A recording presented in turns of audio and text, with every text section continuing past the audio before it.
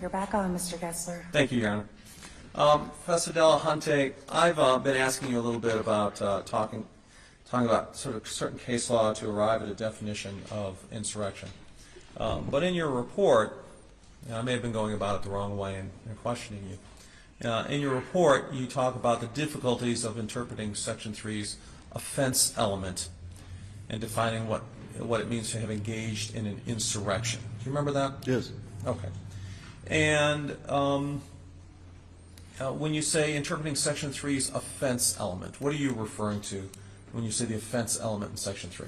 Well, Section 3 has essentially 4 elements. One of them, it's the language towards the end of Section 3, identifies the class of people who are subject to potential sanctions under Section 3. That, in my report, I called the jurisdictional element. Then there's what I've called the offense element. And here I'm following, by the way, Professors Tillman and Blackman. The offense element defines what kind of conduct by the persons jurisdictionally subject to Section 3 have engaged in that would trigger liability.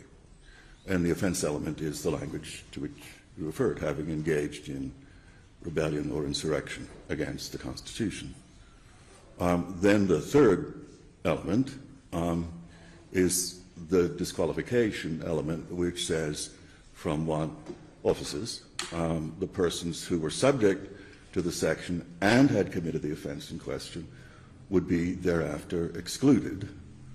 And then the fourth section is the amnesty provision, which empowers Congress to extend an amnesty either individually or collectively to those who were jurisdictionally subject to Section 3 and had been found to commit the offense element and would have been excluded from the relevant offices but for the amnesty if Congress chose to give them one. Okay. So let's focus on the offense element, which you describe as engaged in insurrection.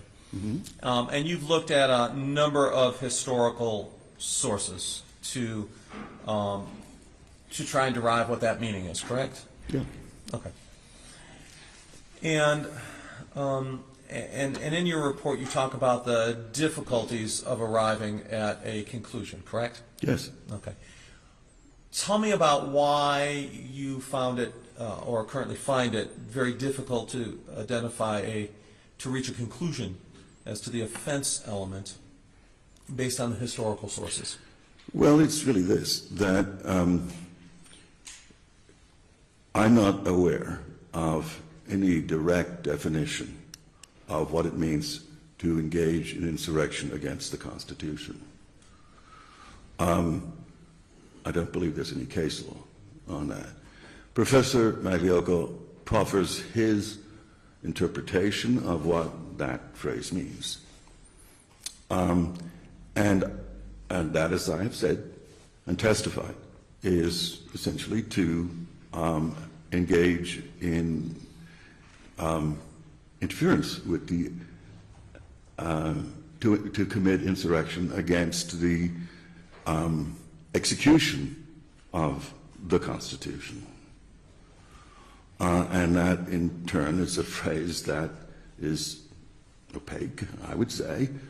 And really, all of the, I don't offer my own definition of what it means to engage in insurrection against the Constitution of the United States, because, other than to gesture towards Senator Howard's remarks, because I don't know of any really good source to interpret that, which I think is not, my point is to underscore the difficulties a court would have, or really anybody would have, in interpreting that phrase, which is the crucial phrase, without such guidance, especially from Congress, which could define, under its Section 5 powers, what it means to engage in insurrection against the Constitution of the United States.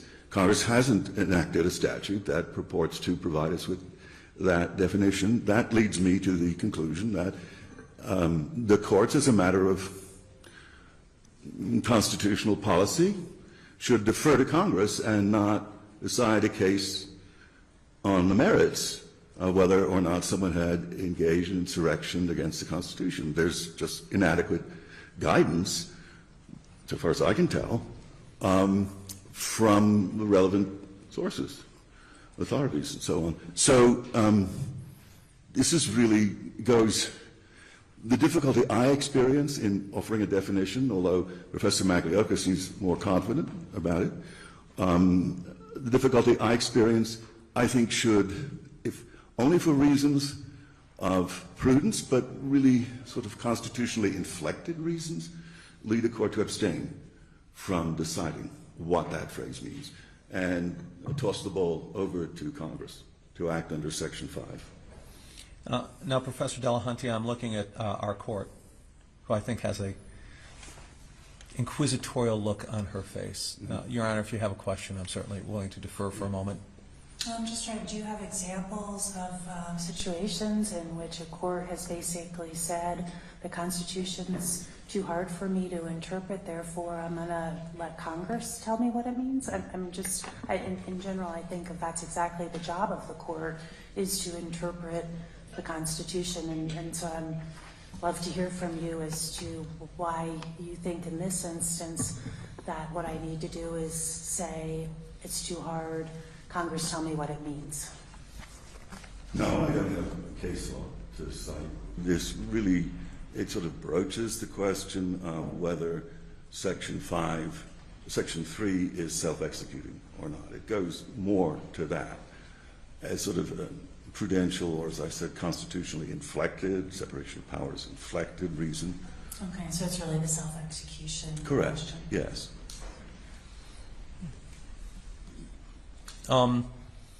Let me ask you this, Professor Delahunty. You looked at a number of sources in an attempt to reach a meaningful definition of engage in insurrection under Article 3, correct?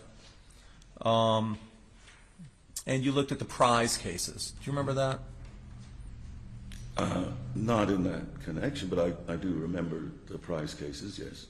Do you think the prize cases were able to give you sort of a confidence on what the meaning of engage in insurrection is? Well, they first of all, the prize cases, which is probably the most important Supreme Court case during the Civil War, prize cases do help with distinguishing between organized rebellion, and insurrection. So, of course, they're relevant in that connection in defining what insurrection means. It's certainly something, to a degree, less than rebellion. They're helpful in that way, but only so far. I mean, it's not. It doesn't explicate, because it wasn't in the Constitution at the time of the prize cases.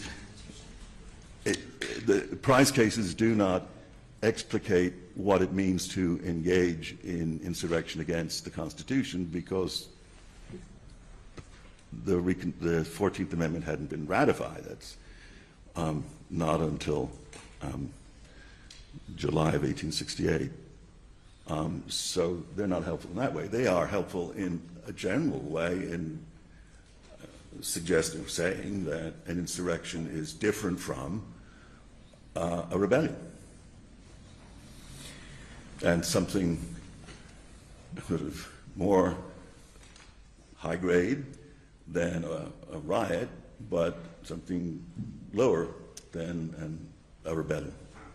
An insurrection, I think the court there says something like, insurrections tend, in many circumstances, to lead to rebellion, but they don't have to amount to rebellion.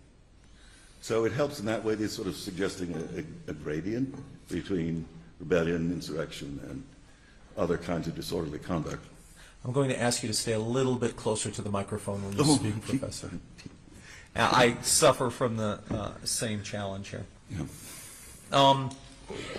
And then you also looked at the charges in re charge to the grand jury. Correct. There was a particular case from 1894 from the Northern District of Illinois. Do you remember that? Yeah, I think I do, yes. Okay.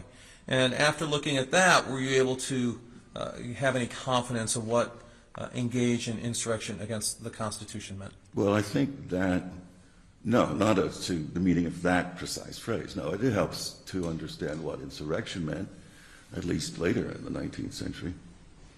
Okay. And then you also looked at, in case of Davis, which was a federal judicial opinion, talking about how insurrection or rebellion may be committed by giving counsel to enemies or others raising insurrection. Do you remember that? I don't have it before me, but As a general Yes, matter. yes. And my question really goes to all of these cases that you identified.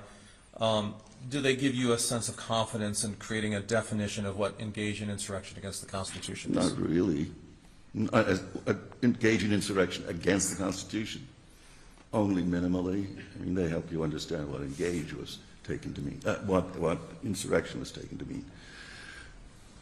And even from the prize cases, the most you were able to glean is that insurrection is something more than a riot and something less than a rebellion.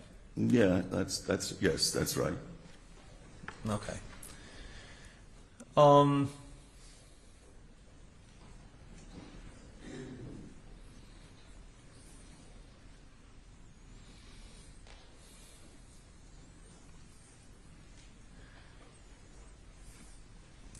In your view, looking at the sources and Section 3 of the 14th Amendment, and I think you've talked about this, but how does insurrection equate to insurrection against the Constitution? No.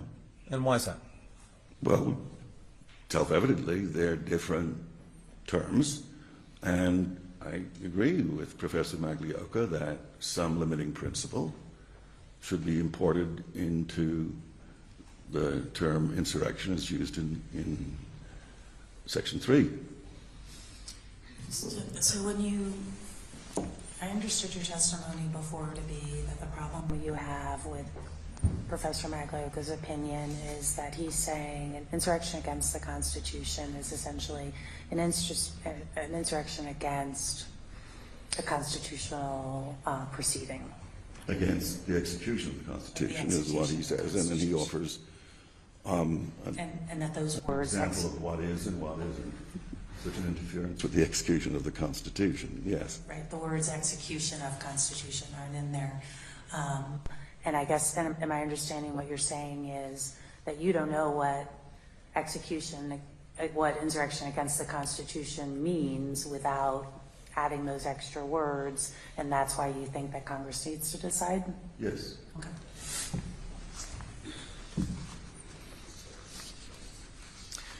Okay, let me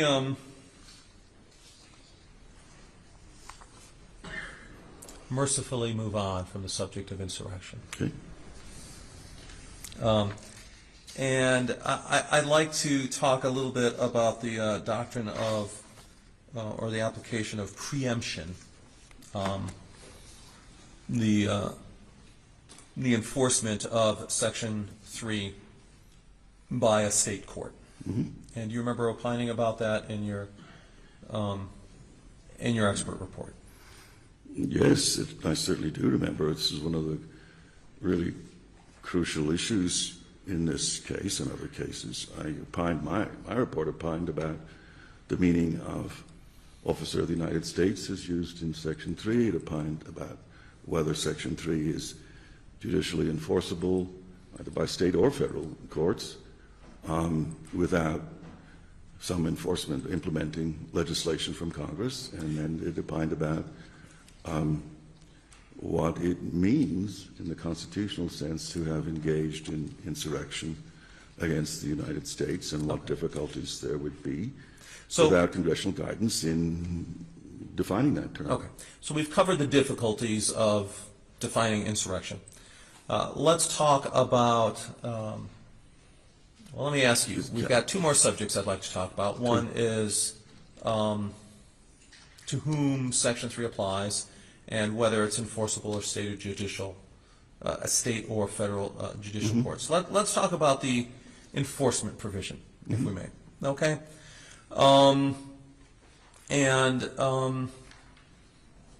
There were several instances of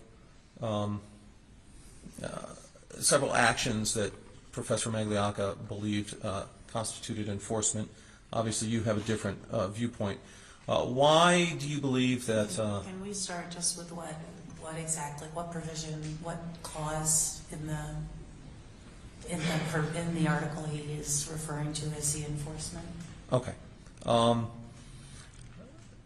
What's the basis for your view that Section 3 is not enforceable by state or federal courts? Well, it could be enforceable if there were appropriate legislation under Section 5. But just standing alone, I'm not really talking about a clause because... Let's stay a little closer to the microphone. I know you're being a professor and moving about to keep the audience engaged, but I'm going to ask you to be glued to that microphone, please. The question is, how is Section 3 to be enforced? Can it be enforced by a court, state or federal, independently of any action by Congress, or not? Is some enforcement mechanism that Congress provides necessary for the enforcement of Section 3? Put it simply, can I just show up at a courthouse one day and ask for Section 3 to be enforced, or does there have to be some implementing mechanism to enforce Section 3 that Congress has provided? And what's the basis for your opinion that that as currently, based on the historical documents, that the Section 3 is, Section 3 is not enforceable absent action from Congress? Well, my reasoning is this. First of all, as a general matter, the Constitution should not be understood to provide enforcement actions for its provisions directly, sort of taking the naked Section 3, or a case, just two cases from the Supreme Court, the Supremacy Clause, which declares that federal law is Constitution, statutes, acts of Congress, and treaties are supreme law. So in these two Supreme Court cases, the latter of which was from 2015, the court ruled that the Supremacy Clause was not directly enforceable. And Your Honor, I'm going to object. To the extent he wants to talk about historical sources, that's one thing, but to the extent that he wants to talk about his interpretation of contemporary judicial precedent, I don't think that's proper here. I think we'll be able to tie it up, but I'm certainly happy to start with a different approach, Your Honor. Okay, because I tend to agree with Mr. Murray, so I'm going to sustain that objection. Okay. Looking at the historical record, I believe that you referred at one point in your report to and as has Professor Magliocca, the Griffin's case. Yeah. Okay. Could you explain how that's relevant to the self or non-self-executing nature of the 14th Amendment, Section 3? Section 3. Well, the Griffin case is decided not so long after the 14th Amendment, including Section 3, is ratified. And I think it helps us to understand what, in the mind of the framers and ratifiers, of voters generally, Section 3 was understood to mean. And it's an opinion by the Chief Justice of the United States, Samuel Chase, that addresses the question of whether Section 3 can be directly enforceable without implementing legislation, or whether implementing legislation is required. That's one of the three bases of Chase's opinion. And Chase was not only the chief, it's not an opinion for the Supreme Court, it's an opinion by Chief Justice Chase, writing circuit. But it's soon after Section 3 is ratified and put into the Constitution, and it's by someone who was not only Chief Justice, but a very fine lawyer and a politician and potential candidate for the presidency at that time. And it's soon after the ratification of Section 3. So I think it's weighty authority as to what Section 3 does and does not do in the absence of action by Congress under Section 5, the enforcement provision of the 14th Amendment. And Chase holds that it's one of his three holdings that Section 3 is not directly judicially enforceable. And that strikes me as very powerful evidence. I'm not saying it's a binding precedent. I mean, for one thing, it's by a justice of the Supreme Court alone. It's not a decision of the Supreme Court. But it strikes me as very powerful evidence as to the original public understanding of what Section 3 did. And there was consideration given in Congress even before Chase's opinion in Griffin's case. There was consideration about the need to enforce Section 3 by acting under Section 5. And that ripened into the enactment in 1870, after Chase's opinion, the enactment of the Enforcement Act of 1870. So Congress took the signal from Chase that Section 3 needed enforcement. There were other reasons, even before Chase, to think that it needed enforcement, and Thaddeus Stevens, who was the departing Speaker of the House, told the House it needed to step up to the plate and provide legislative mechanisms to enforce Section 3.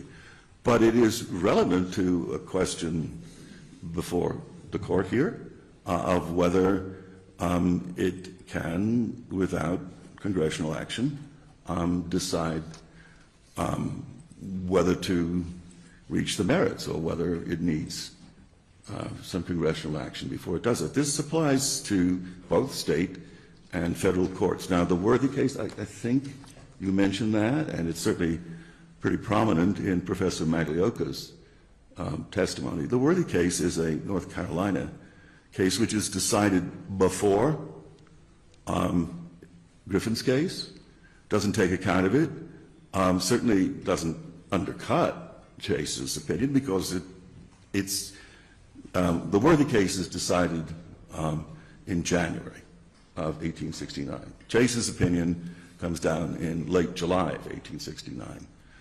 If I were a judge in North Carolina and knew of and had studied Chase's opinion in Griffin's case, I would have discussed it, in my opinion, in Worthy. Had Worthy come, say, 6 months after Griffin's case, I would certainly have taken account, positively or negatively, but I would have taken account of what the Chief Justice of the United States had said in Griffin. What was the Worthy case about? Was that actually a direct interpretation of the U.S. Constitution? Well, as I read it, the North Carolina court is acting under a North Carolina statute that incorporates and makes state law qualifications based on Section 3. It's not direct enforcement of Section 3 per se.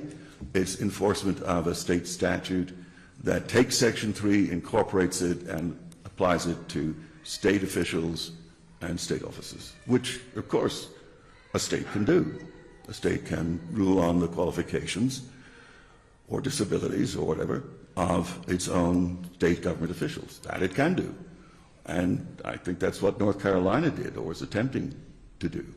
So as to whether globally Section 3 per se is self-enforcing, I don't think Worthy has much, or I don't think it has any real relevance. Okay. If you parse out that case closely, I think you see it's acting under North Carolina statute. Now, shortly after Chief Justice Chase issued a decision in the Griffiths case with respect to the self-executing nature. He also ruled in another case, a second Griffiths case, that was, I believe Professor Maglioka and others have stated contradicts his earlier viewpoint on, or his earlier ruling on self-execution. Can you address that, please? Yeah, the argument that Professor Maglioka and others make is that Chase took inconsistent positions on the enforceability of Section 3 in the Jefferson Davis case from what he said in Griffin's case. First of all, I would say it's not absolutely clear what Chase said or wrote in the Jefferson Davis case. That's a dispute among scholars, but I'm going to assume that he was of the view and that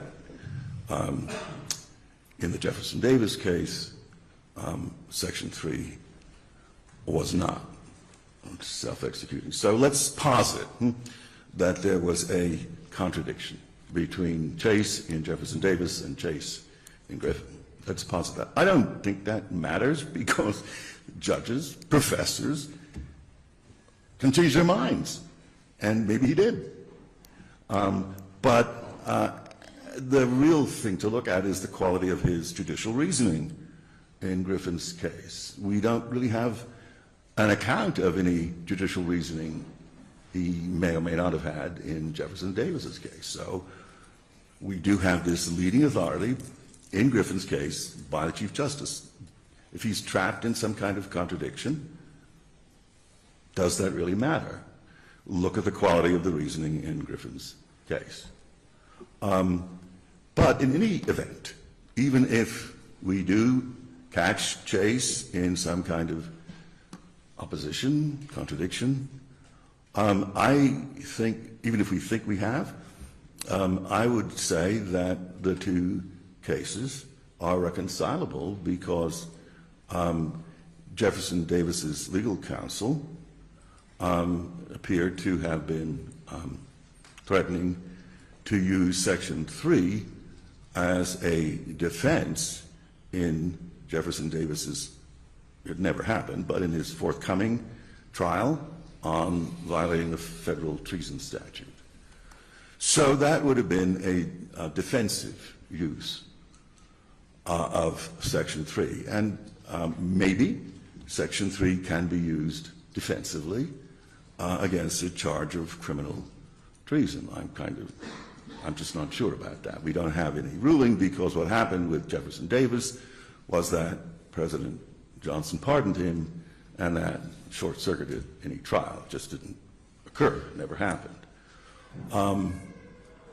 Pardoned him from the charge of having committed the federal crime of treason.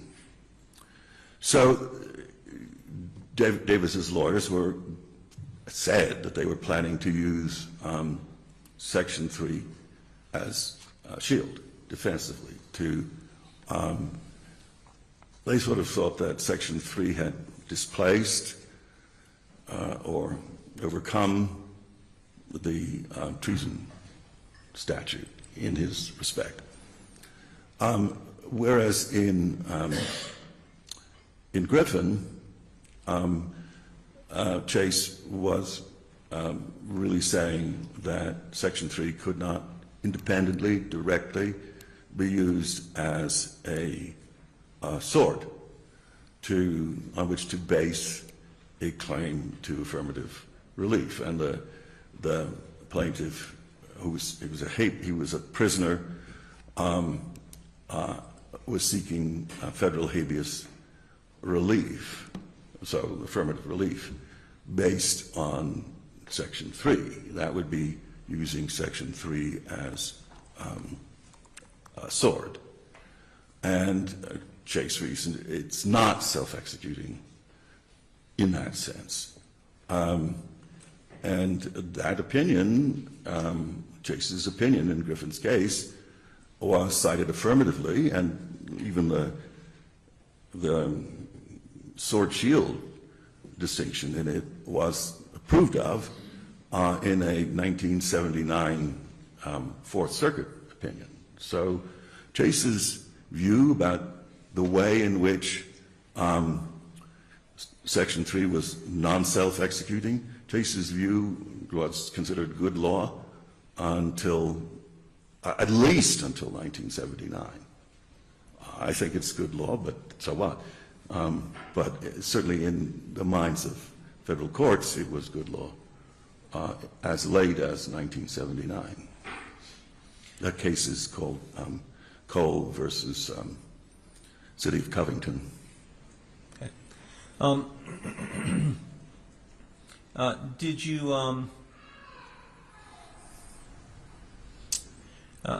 come across any historical documents or analysis that leads you to conclude that Congress embraced Chase's interpretation of I think so.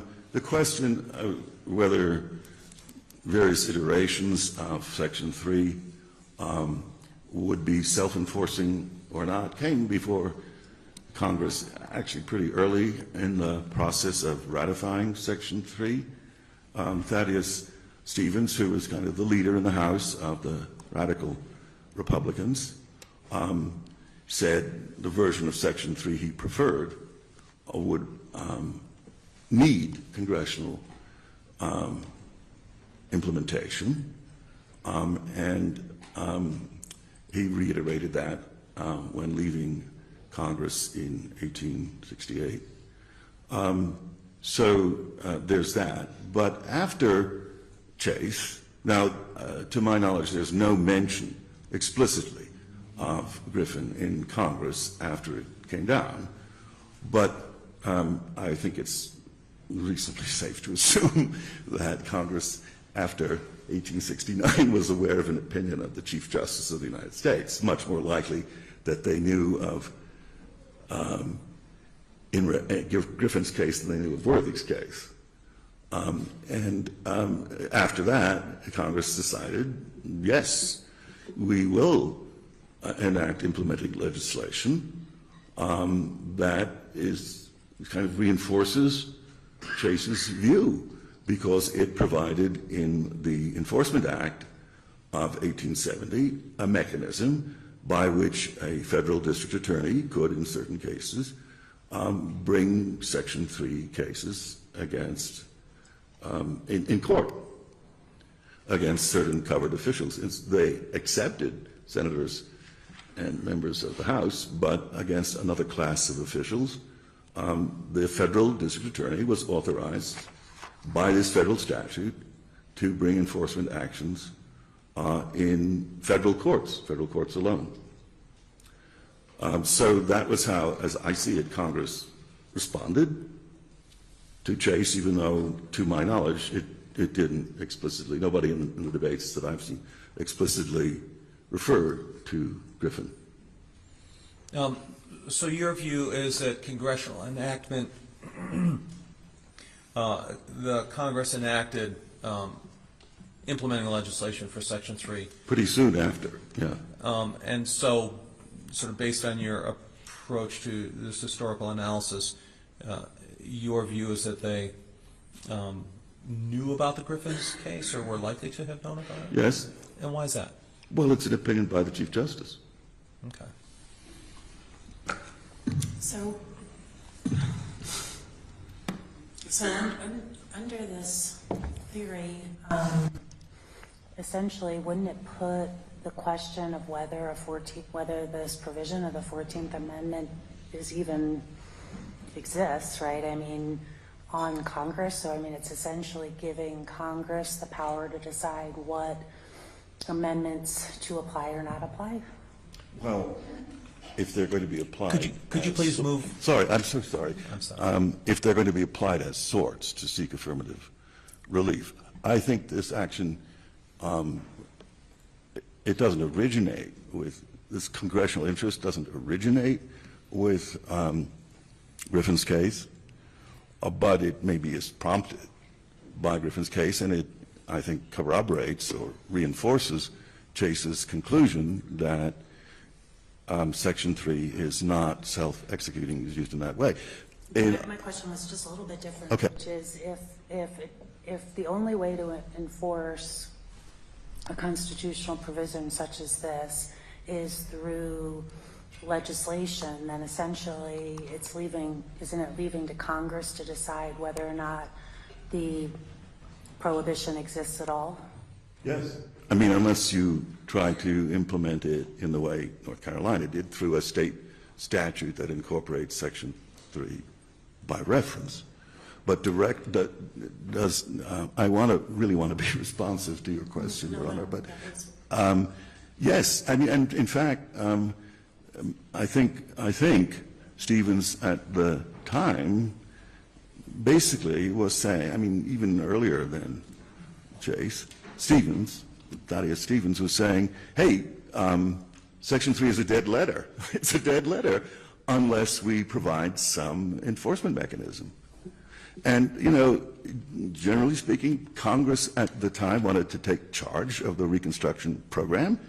And so I think people like Stevens were saying, we want to decide how and when and whether to enforce Section 3 or leave it to be a dead letter. Obviously, Stevens thought that that was a very poor idea, but that's what he was saying. He was warning his colleagues, we can't let this stay a dead letter. And so in the Enforcement Act of 1870, they basically said, we're going to leave it a dead letter, at least for now, as applied to people like us, members of Congress. But we're going to make it a live letter when applied to another group of people who aren't in Congress. There was that threat that it would be a dead letter and not judicially enforceable. In your opinion, is today it's a dead letter? It's essentially. No. My opinion is that it is not judicially enforceable absent either incorporation as applied to state officials, which is what North Carolina did, or it's not enforceable offensively without an act of Congress, without implementing legislation. So if Colorado had a statute that adopted Section 3 of the 14th Amendment, is your opinion that then it would be enforceable? It would be enforceable in Colorado as applied to state officials, candidates, state offices. Outside of that, I think it's not applicable by state law of Colorado. So at a federal level, your opinion is that Section 3 of the 14th Amendment is a dead letter, essentially, a non-existent constitutional provision because there's no way to enforce it? Well, no, I don't think it's a total dead letter. We don't know whether it could have been used defensively, as Jefferson Davis tried to do, or not. But it, like much of the 14th Amendment, it requires congressional action to provide the cause of action in a court. There's just this. Can I? Sorry. Go ahead. So, Just trying to make sure the baseline under. Professor Delahunty, I'm going to ask you to wait until the sirens go by. Oh, okay. That's one of the unique characteristics of this courtroom. Okay. May I proceed? Yes. So the baseline for understanding the Constitution globally is set by the Supreme Court in these Supremacy Clause cases that I mentioned earlier. That's the default position. The Constitution generally, globally, whether it's Section 3 or the Supremacy Clause, the Constitution is not self-enforcing in the relevant sense. And the court in the latter of these two cases, the Armstrong case, explains why the Constitution is not automatically self-enforcing, why it needs guidance. And that is because Congress has to set the policy of the United States and can decide whether and how far to enforce constitutional provisions and whether or not to. That's the general assumption. The Constitution, as a general matter, is not self-enforcing. So that's the Armstrong case.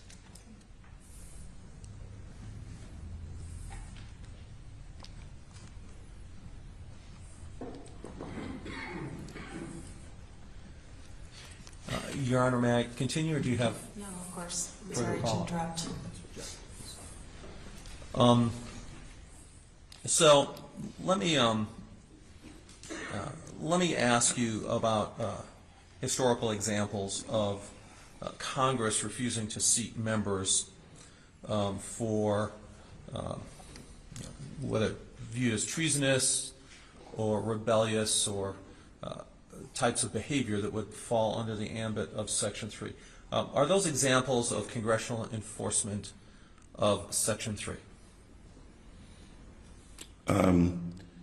Well, I don't think they are, because if I recollect that part of Professor Magliocca's report, these two exclusions occurred before Section 3 was ratified, so in that way they're not. Congress has the power to exclude members elect, and that power is a limited one under Powell versus McCormick, but maybe in this relevant period, close to the ratification of Section 3, Congress took a broad view of its powers to exclude members elect and acted under the provisions in Article 1 rather than the 14th Amendment, enabling it to exclude members elect. Okay.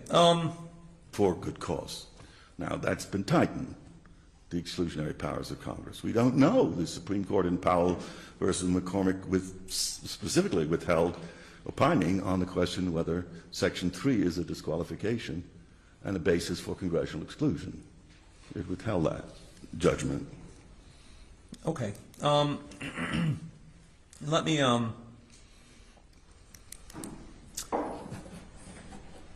excuse me one moment, Your Honor. I just need to look at something.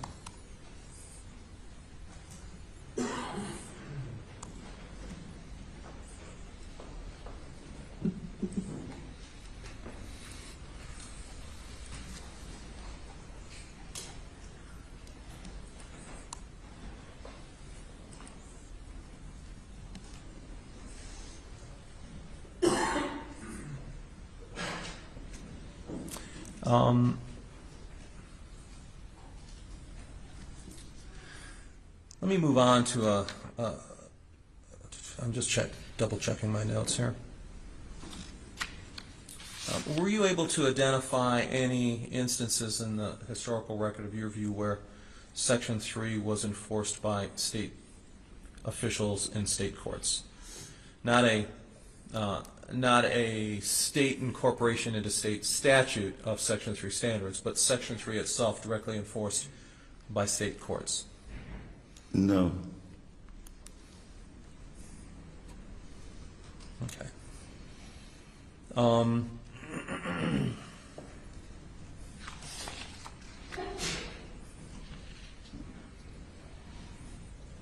Okay. Let's move on to the third item that you had discussed in your report, in your opinion, with respect to an officer of the United States. Mm-hmm. Although before we move there, is there anything else that serves as the basis for your opinion that Section 3 is not self-executing? Well, I've given the basic reasons, including the Fourth Circuit's reference to and reliance on Chase and application of le schema, the framework of Chase, to the case before it, which was a wrongful discharge action based on an assumed cause of action directly under the 14th Amendment. Okay. Let's talk about the phrase officer of the United States. Sorry. Let me ask a question, and then we'll head there. So, what's your response or your opinion on Professor Magliocca's conclusions that the phrase "officer of the United States" as used in Section 3 includes the President and Vice President of the United States? Well, I disagree with that conclusion. And the more I looked into that question, the more I was persuaded that he is really wrong. I think that that term is, in essence, a term of art and had a specialized meaning. And this leads me back to the question of whether I had consulted legal dictionaries, like dictionaries, like Noah Webster on the meaning of insurrection. There is a legal concordance. Now, is that a dictionary?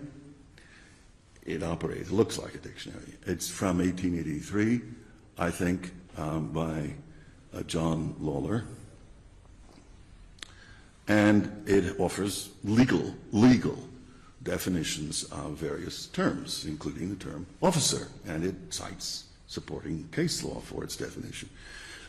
That definition of officer has a separate, compartmentalized understanding, definition of officer of the United States. Okay? Now, this is 1883. It's later than the ratification of Section 3, but it's not too long after the conclusion of the Reconstruction period, which is commonly dated to 1876, the election of President Hayes. And so I think it's fair to say that officer of the United States was understood by the legal community, the kind of people who would have read this concordance, looked up the definitions of officer. I think it's fair to say that officer of the United States was understood to be a special term needing separate definition from officer generally.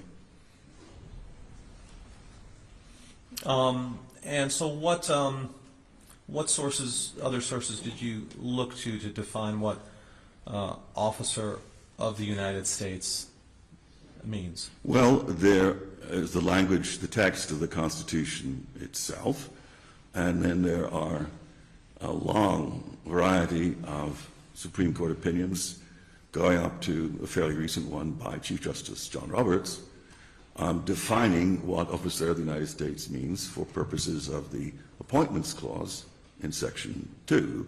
Some of these Appointments Clause cases are roughly around the time of the ratification of Section 3, and they include lower court federal cases about the definition of the term officer of the United States. And of course, it or very close cognates to it appear in the text of the Constitution itself. And so far as possible, one wants to construe these constitutional uses of the term officer of the United States to be consistent, to be the same. So the text of the Constitution uses the term in several contexts, and the meaning should, by ordinary rules of construction, be consistent from one such provision to the next. So I think both the text of the Constitution, especially if you assume this rule of consistent meaning in different uses, the text of the Constitution and the Supreme Court case law support the view, strongly support the view, that the term officer of the United States means the same thing in Section 3 as it means under the Appointments Clause. That the Appointments Clause is kind of the anchorage, if I may speak that way, of interpreting the meaning of this phrase, officer of the United States, elsewhere in the Constitution, outside the Appointments Clause, including Section 3. And why is it considered the anchorage? Well, because of the principle, because the case law, Supreme Court case law, some of it very recent, but also because if the term is to be used in a consistent way through the text of the Constitution, then it's got to mean elsewhere what it means under the Appointments Clause. Now, did you also look at the impeachment clause and the drafting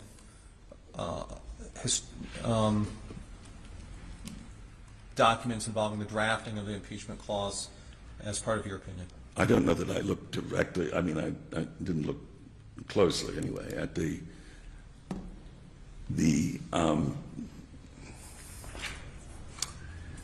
document. Other than as cited in court opinions, I don't think I looked at the original pre-1788 documents. No. Did I look at the case law? Yes. The case law, I did consult secondary sources about the process of drafting the impeachment clauses, and the secondary sources show, I think, that as used in those clauses, the officer of the United States had a meaning that was designed to exclude the president. There's separate rules about presidential impeachments from impeachments of lower executive level officials and federal judicial officials. There's a separate treatment of those officials in the impeachment clause. Clauses. Okay. Let me.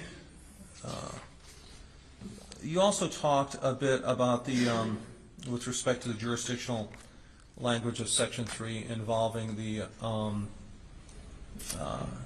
oath clause. I'm sorry, we've talked about that in Article 6.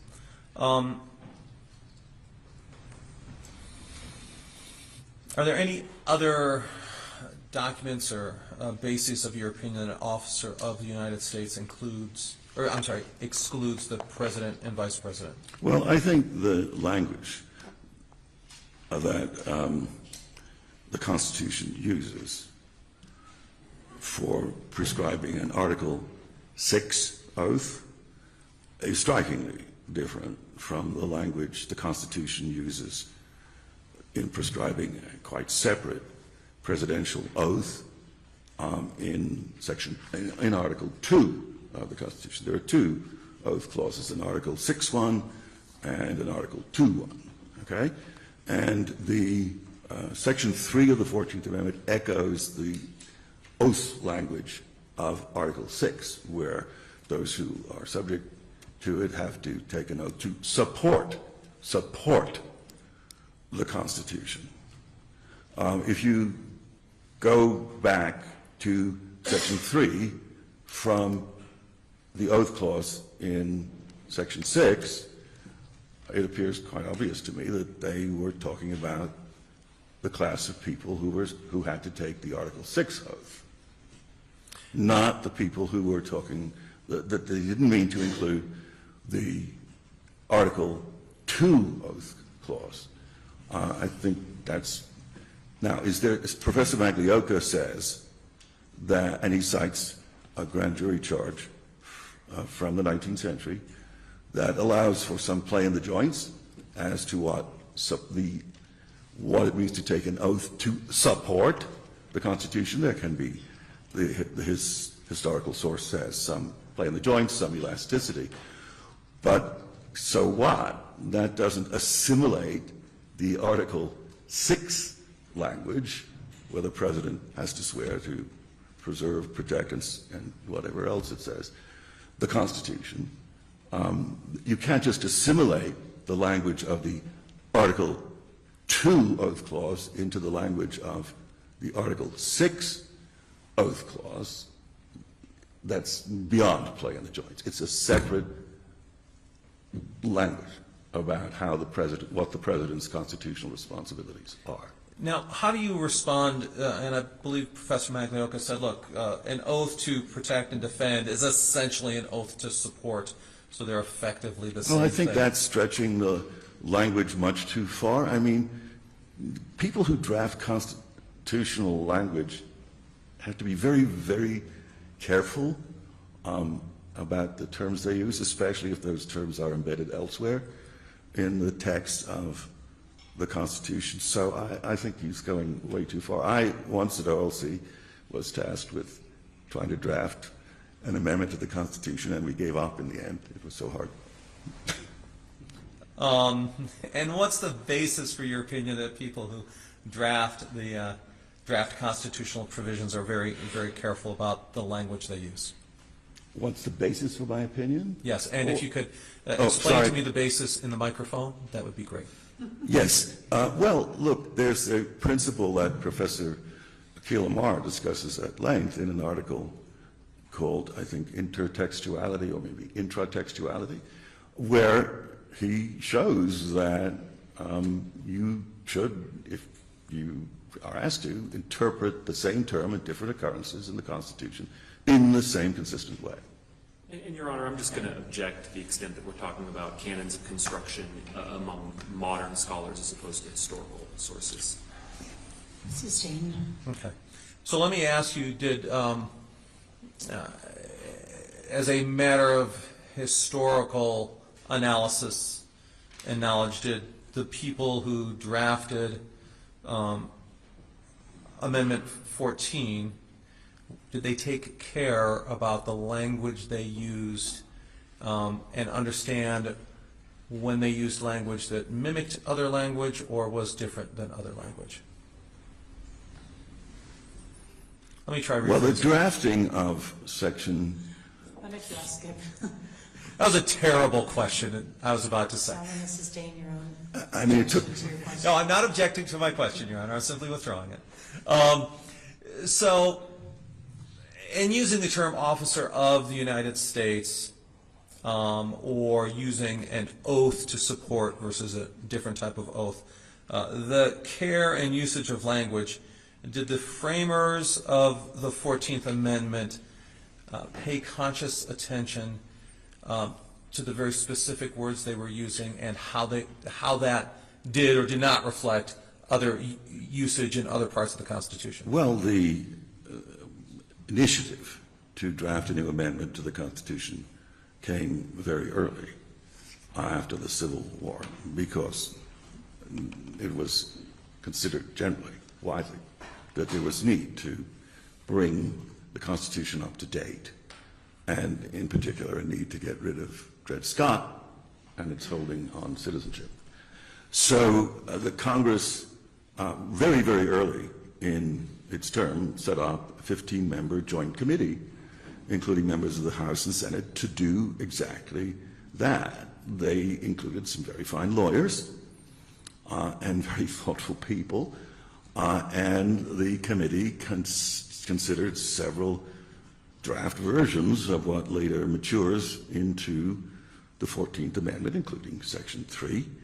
And those proposals, which ripened over months by leading members of both houses, then are presented to the House and Senate for consideration, again by very able lawyers. And do I have proof that somebody sat down one day in the course of these deliberations and said, we've got to make sure that everything clicks into place? No. Do I make the assumption based on the care and length of the deliberations that the select committee and houses gave and the attention that was given to it to determine exactly who was covered, who was jurisdictionally subject? Do I make the assumption that that was given careful consideration to bring it into line with the rest of the Constitution, or else depart from the standard meaning? Yes, that is an assumption I would make. I have no further questions. Your Honor, if you have any further questions, we'll certainly appreciate the discourse that you may have. I was just wondering, Professor Mandalaka, he showed us some discussion about the enactment of Section 3 of the 14th Amendment, in which one of the senators stated, don't we want to make sure that this applies to the president? And then somebody responded and said, well, it applies in the kind of catch-all phrase. and then the gentleman says, oh yeah, I see you're right. So how does that discourse, which impact your opinion in this? That Senate colloquy between Senator Reverdy Johnson of Maryland and Senator, I can never remember whether it's Merrill Lott or Lott Merrill, I think it's Merrill Lott of Maine. That colloquy concerns the disqualification clause of Section 3, not the jurisdictional clause. So it is relevant to interpreting from what offices a covered person who has committed the relevant offense will be excluded. That's the start of the language in Section 3. But it doesn't go to the coverage of the jurisdictional coverage of Section 3. You can't just map on the leading language of Section 3 about from what offices shall this person be excluded onto who is covered by Section 3. It goes more to whether the presidency as an office is included in Section 3. Then it goes to the question whether the president is or is not an officer of the United States. So I don't think it's relevant, frankly, to the interpretation of the the jurisdictional aspect of Section 3. Thank you, I appreciate that. Your Honor, we have no further questions, and with that, we will release the witness to opposing counsel for cross, although I know it's about 11:30. Yeah. So let's just talk for a second about timing. I know that we were planning on having Mr. Heafy at 1. Is that like a hard time, or does Mr. Heafy have some flexibility in his schedule? Mr. Grimsley can talk about his schedule. Your Honor, that's a pretty hard time for him. He teaches class in the evening, and he's on the East Coast, so that's 3 o'clock for him, his time. So I think it would be fine with us to take him out of order. Just as much as I don't want to interrupt the cross-examination, I think it would make sense to do so. And I guess the question for you, Professor Delahunty, is are you available to finish your cross-examination after we take this other witness, or are you available today? Today, yes. Okay, it would be today. We may go till noon and then break for lunch, do Mr. Heafy, and come back to you sometime later in the afternoon. Is that okay with you? Yes. Okay. So let's do about a half hour of cross-examination, and if you aren't finished, we'll finish it after Mr. Heafy. Yes, Your Honor, thank you. Let me just make sure we've got me up on the screens here. Looks like we're on this one, but not this one.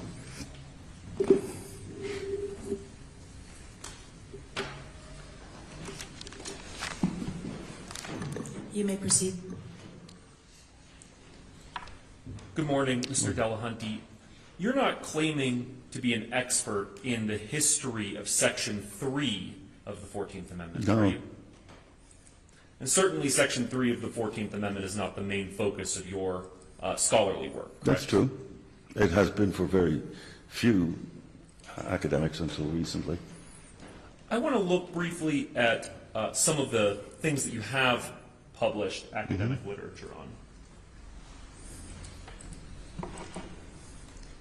This is Petitioner's Exhibit 315. Is this your latest CV? Yes, I think it is. I did ask counsel to submit a slightly updated CV. Yes, and this is the one we received, Okay. I believe, on Wednesday. Yes, of this okay. week. On page 3 of your CV, we have some articles and book chapters here, and one of those is a book chapter, Deconstructing the Deep State, Yes. in the book Up from Conservatism. Do you Yes, see that's that? right, yes.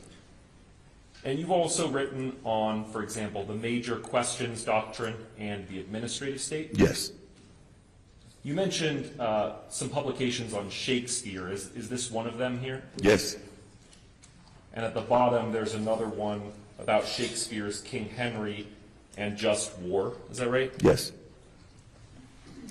You have a lot of publications on foreign affairs and international law, such as Toward a Concert of Asia and the Crimean Crisis and the use of weaponized drones. Is that right? Well, the first one was accepted for publication, and then I think this publication by the university, by a journal at the University of Pennsylvania, was never actually published. It wasn't rejected. I think they just closed down. But yes, in that sense, it was accepted for publication, yes. And those are things you wrote. Well, it never got published. I don't know exactly what you mean by it's a big zero, but... Do you mind just speaking a little bit closer to the microphone? Thank you. I mean, I think I gave full disclosure. It was accepted for publication, but was not published. Does that make it a big zero? I don't understand the question. Oh, no, I'm sorry. I may have misspoke. But let me ask you another question. Nothing on this page of your CV relates at all to Section 3 of the 14th Amendment. No, is that that's right? certainly true. And I'm not going to go through every item in your CV, but just on the next page, we do have some additional articles on things like international law, the laws of war, the Bush Doctrine, Latin America, things like that, correct? Yes. And again, there's nothing on this page, no publications that relate to Section 3 of the 14th Amendment. No. On the next page of your CV, once again, there's articles on international relations, on the Kosovo crisis, on why American and European attitudes towards international law differ, on against foreign law, and things like that, correct? Yes. And again, on Although, this... if I may say, the piece about against foreign law is about constitutional adjudication and whether foreign law should be imported into the interpretation of constitutional clauses. Understood. And in your article against foreign law, you weren't discussing Section 3 of the... No. Please wait till the end of the question.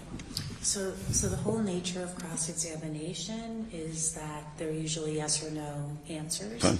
And you kind of know where he's going, Okay. so you're tempted Yes. to answer before he finishes, but that'll wait just for the court record, okay? Okay. And if we go to the next page of your CV, we have a few more articles on things like the Geneva Convention and the President's authority to conduct, constitutional authority to conduct military operations and foreign affairs matters. Is that correct? Yes. You've also written on philosophy. For example, you have an article about Descartes, correct? Yes. And you've written a book on the philosopher Baruch Spinoza, true? Yes. You've never written a book with a central focus on the history of the 14th Amendment, No. have you? No.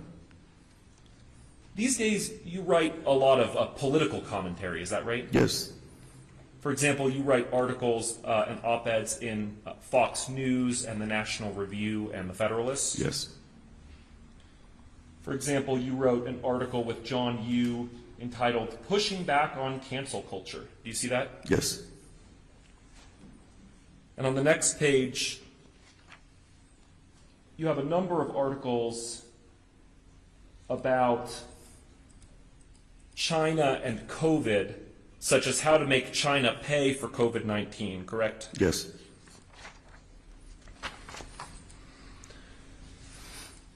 And if we go a few pages down the line, there's articles about things like the South Korean election, the Persian Gambit, and Brexit, correct? Yes. Do you remember writing an article in the Federalist this summer about why, in your view, Democrats can't ditch Biden? Yes. In that article, you claimed that Biden was suffering from what you called embarrassingly obvious cognitive decline. Is that right? Yes. In that article, you said that President Biden is surrounded by the stench of corruption, and you cited evidence from, quote, the Hunter Biden laptop. Do you remember that? Yes. In that article, you also discussed, quote, the pouch of cocaine found in Biden's White House. Do you remember that? Yes. And in that article, you referred to the Democrats and their deep state enforcers in the FBI and CIA. Do you recall that as well? Yes. You've never written a peer-reviewed article with a primary focus on the history of the 14th Amendment. Is that right? That's right. You've never published a peer-reviewed article about Section 3 of the 14th Amendment, correct? No, I have not. Now, you have published one article talking about Section 3, is that right? Yes, an op-ed. That was an op-ed in the Federalist in August of this year. That's right. You'll agree with me that your op-ed in the Federalist was not a work of historical scholarship, right? That's right. It doesn't cite very many historical primary sources. No. You've never given expert testimony before, correct? Correct. I want to ask you a few questions about historical methodology. When you're doing historical work, I think you said on direct that you look at primary sources, correct? Yes. And it's always better to go back and look at the original primary sources than it is to take some secondary sources' word for what those primary sources That is say. correct. Were any of the sources that you discussed on direct examination sources that were uncovered through your own original archival research? No. In your report, you said that you gave a draft of your report to Professors Blackman and Tillman. Do you recall that? That's right. You said that you gave Professors Blackman and Tillman a draft of your report because they have, quote, written extensively on the subjects discussed in my report, Yes. right? Unlike you, Blackman and Tillman have written extensively on the subject of whether the president is an officer of the United States under Section 3 of the 14th Amendment. That is correct. But you know that not all scholars agree with that view, right? I do. You know that Professors William Bode and Michael Paulson disagree with that view? I certainly do. Did you ever ask Professors Bode or Paulson to comment on your draft report? No. You know that Mark Graber disagrees with the Blackman and Tillman view that the president is not an officer of the United States, right? Well, I haven't read the Graber piece, but I assume that he is in agreement, or disagreement, rather, with Tillman and Blackman. You haven't read Mark Graber's piece discussing the history of Section 3 of the 14th Amendment? No. And so you never asked Mark Graber to comment on your draft report either? No. Did you ever give a draft of your report to John Vlahopoulos? No. Do you know who that is? Yes, I've seen references to his recent work. He also wrote an entire article responding to the Blackman and Tillman position that the president is not an officer under Section 3, right? I didn't know that, but yes. You didn't know about that article, and you didn't read No. the article where John Vlahopoulos responds directly to the Blackman and Tillman position in No. the context of Section 3? No. You didn't solicit comments from any scholars who disagree with your opinion on whether the president is an officer of the United No. States? I want to ask you about some of the sources you do rely on. I want to pull up your report, Petitioner's Exhibit 227. And does this appear to be the expert report that you served in this case? Yes. Do you recall that in your expert report you have, starting on page 5, a background to Section 3 of the 14th Amendment? Yes. And if we scroll through, just that section is about 7 pages long, and it goes until page 12 of your report. Yes. In that entire section, you don't cite a single primary source, do you, sir? I don't think so, no. You do cite to Professor Kurt Lash's recent article on Section 3, though, right? Yeah, yes. Yes. And certainly, you don't cite any original historical research that you've No, done. not on the background. No. And in this article by Kurt Lash, that's your only citation in your background section. That's a draft paper that hasn't been published yet, That's right. That was actually posted on SSRN just a few weeks ago. That's right. I want to look briefly at Professor Lash's draft paper, Petitioner's Exhibit 289. Does this appear to be the article from Professor Lash that you relied on? It does. If we go to page 3 of Professor Lash's article, there's a footnote here, footnote 5, and it says, a robust scholarly debate has emerged regarding the proper reading of Section 3 terms, such as office and officer, and those who have previously taken an oath as an officer of the United States. Do you see that? Yes. And then he cites a number of scholars, right? Yes. And some of the scholars he cites are Josh Blackman and Seth Barrett Tillman, who you said you sent your draft report to, right? Yes. He also cites William Bode and Michael Paulson, right? Yes. And he also cites Mark Graber, whose paper you said you never read, correct? You mean that particular citation? I have not read his piece in Lawfare, no. He also cites, as a contributor to this robust scholarly debate, Gerard Magliocca, who you understand is petitioner's expert in this case, who testified earlier this week, correct? Yes, yes. Professor Lash does not list you as having made any contributions to the robust scholarly debate about the proper meaning of office and officer under Section 3. Is that right? That's right.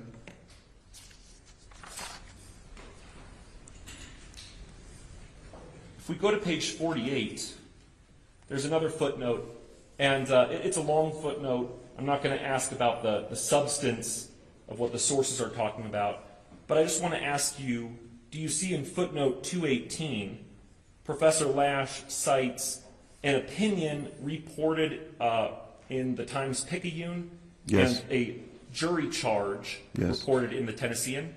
Yes. And at the end of that footnote, Professor Lash says, my thanks to Gerard Magliocca for the pointer to these opinions, correct? Yes.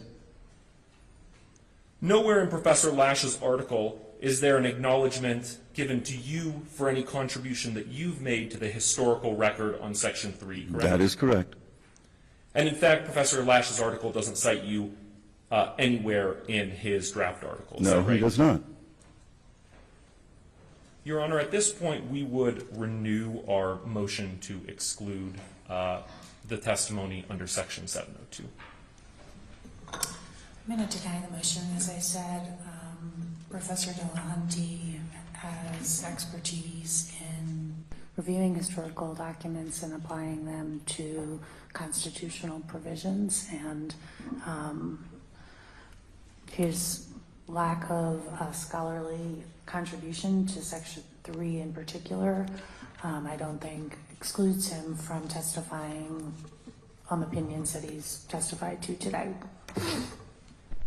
Thank you, Your Honor. At this point, I'm going to move on to the substance of his opinions, but I know we only have a few minutes left, so I wanted to see if you wanted me to start with that, or if we want to just break for lunch now. Why don't you start, just since we're running a little bit behind today? We'll go for about 10, 15 minutes and maybe take a little bit shorter lunch. Sure. Mr. Delahunty, I believe you said on direct that the 14th Amendment was, that you begin your constitutional law classes with the 14th Amendment. Is that right? Yes. And you called... Actually, that's probably what I said. I began it with Dred Scott, typically. Dred Scott and then a discussion Correct. of the 14th Amendment? Yes. And you referred to the 14th Amendment as a second founding of Yes. our Constitution. Is that right? Yes. The 14th Amendment is not some kind of second-class constitutional amendment. You'd agree with that, right? I do. Although, well, I wouldn't. I don't think you can make it. What is, may I ask for clarification of the question? You can ask him to repeat the question, but I'm just going to admonish you again to let him finish his questions before you start to answer. Okay. I don't understand the distinction you're trying to draw, counsel, between first-class and second-class amendments. Well, I'm not sure I do either. I'm just trying to make the point that there's nothing that says that the 14th Amendment is somehow lesser than any other constitutional amendment. That's right. They stand on an equal plane.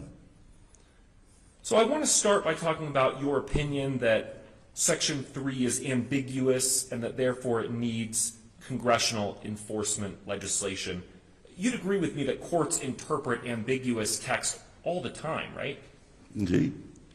Courts interpret unreasonable searches and seizures in the Fourth Amendment, for example. That's right. And even in the 14th Amendment, they interpret terms like due process and equal protection, correct? Yes. Are you aware of judicial decisions saying that we can't tell what an unreasonable search and seizure is or due process of law is unless Congress tells us? No, I'm not aware of any such decisions. When you teach constitutional law, do you teach Marbury v. Madison? Yes. And that's a case where the Supreme Court, Chief Justice John Marshall said it's emphatically the province of the judicial branch to say what the law is, right? It is, yes. You know that courts interpreted and applied Section 3 pursuant to state law even before Congress enacted implementing legislation. That is true. Your opinion, one of your opinions is that it's difficult to understand how the phrase insurrection was defined during Reconstruction, correct? Well, I don't know that it was defined at all, but it is difficult to interpret the term. But you agree with petitioners that Section 3 remains in force even outside the context of the Civil War. I do agree with that, and so state in the report. And you agree that Section 3 has continuing relevance to any future insurrection or I rebellion. do agree with that, yes. You also agree that insurrection need not rise to the level of an organized rebellion. That is what the Supreme Court says in the Prize cases, and I agree with it. And the prize cases were cases that came up during the Civil War where the Supreme Court said just that, right? Said? Where the Supreme Court said that an insurrection need Yes. not rise to the level of a rebellion. Yes. And insurrection also need not rise to the level of a civil war, is that right? Yes.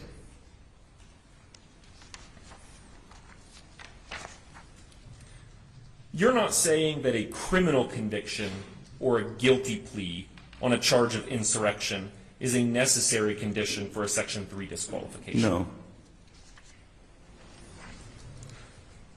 On direct examination, when you were talking about the president's oath versus an oath to support the Constitution, you said that the drafters of the Constitution were very careful with their words. Is that right? Yes. Is it your testimony that they were so careful with their words that they used a term, insurrection, that just had no clear meaning? Can I follow? I don't understand. Could you repeat it? Well, you testified that the framers were careful with their words. Yes. But you've also testified that insurrection is a sufficiently unclear term that we need Congress to tell us what it means. Is that right? Did I testify to that? I don't remember, but I think I probably did, yes. Certainly that congressional guidance would be helpful, instructive to the courts because the term is pretty broad-gauged. There's also the question of whether the courts can enforce it at all without Section 5 action, but that's separate, I think, from what you asked me.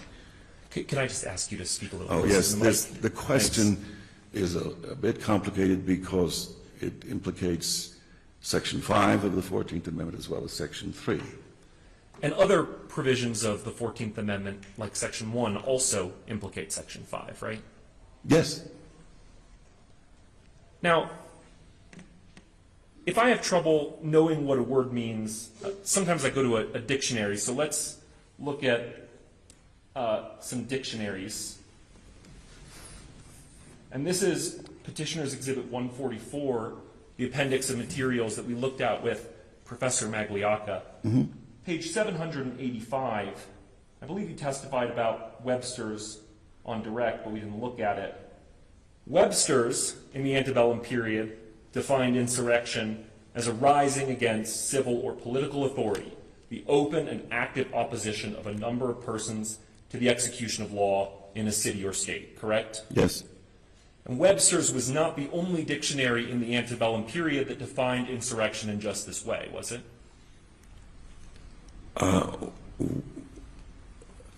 I think that Webster's definition is the essence of it, maybe not word for word, particularly execution of the law in a city or state. It was widely accepted, maybe even followed. You cite some cases in your report as well, and I just want to pull that discussion up. Plaintiff's Exhibit 227 is your report. And if we go to page 71, there's a discussion of a Georgia Supreme Court case in 1868 called Chansley versus Bailey. Do you see that? Yes. And in Chansley versus Bailey, the year that the 14th Amendment was ratified, the Georgia Supreme Court said, if the late war had been marked merely by armed resistance of some of the citizens of the state to its laws, or to the laws of the federal government, as in the cases of Massachusetts in 1789 and in Pennsylvania in 1793, it would very properly have been called an insurrection, and the acts of such insurgents would have been held as illegal, correct? Yes. You also testified on direct about the instructions by Justice Catron that we looked at in Professor Magliocca's testimony, and you called those grand jury instructions helpful in understanding insurrection. Is that right? Yes. And just to make sure we're all looking at the same thing,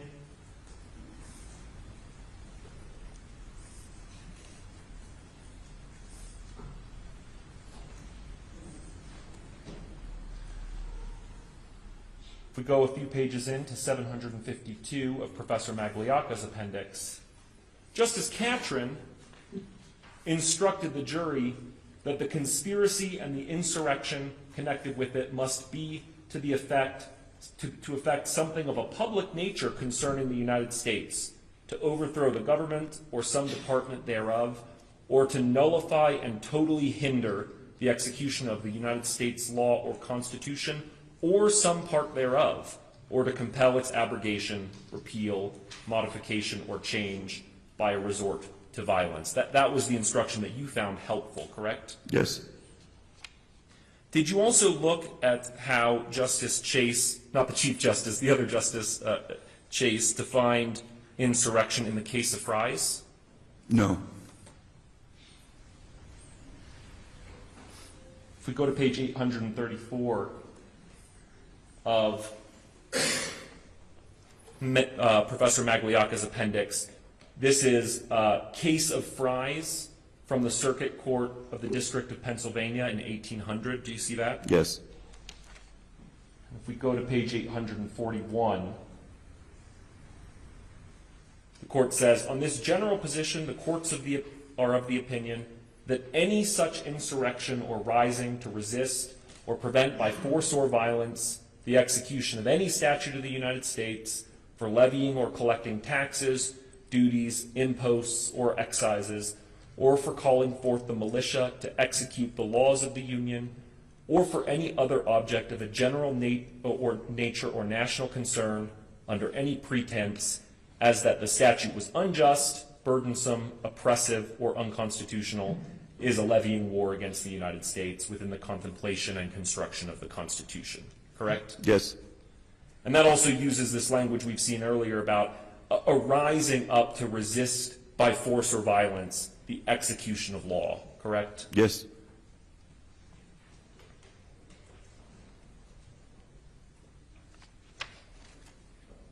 I just want to finish this line of questioning by asking about your example where you say that Professor Magliocca's definition of insurrection against the Constitution would essentially mean that Section 3 covers any effort to obstruct the mail. Do you remember that testimony? Yes. Well, that's your interpretation. That's not something Professor Magliocca ever testified about, correct? That's right.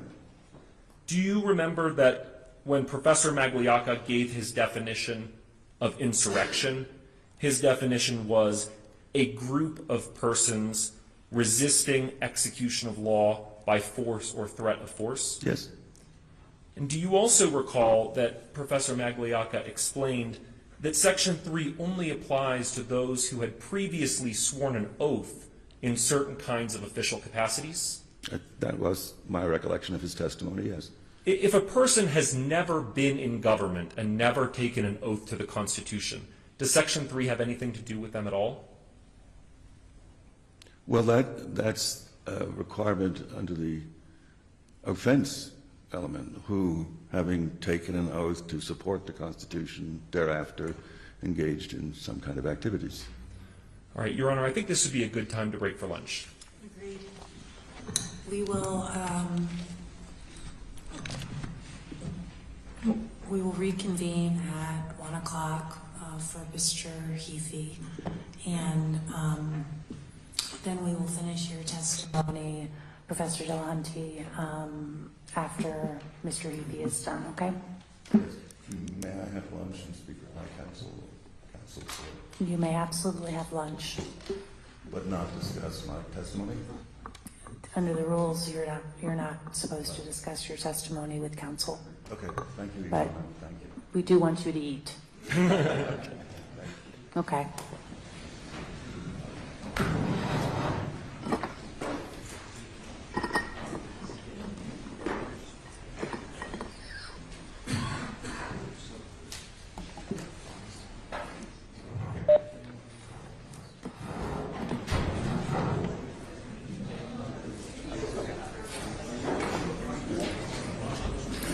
Grab John.